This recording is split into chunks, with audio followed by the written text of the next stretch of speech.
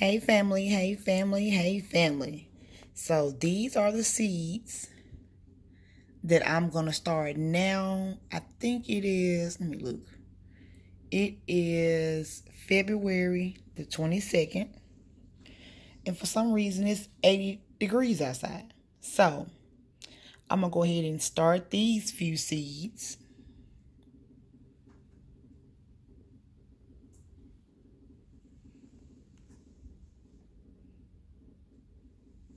So I'm going to go ahead and start these. And they're going in my little tray that's already been moist.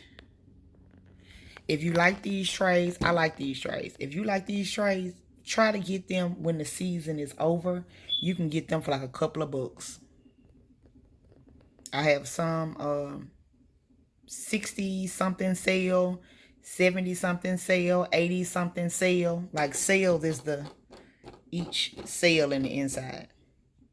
But yeah, so I'm gonna go ahead and drop them in, and we're gonna keep up with the progress of the seeds. Just a few for starters. Okay, so now they're all planted, labeled, and we're gonna check in once a week for the progress.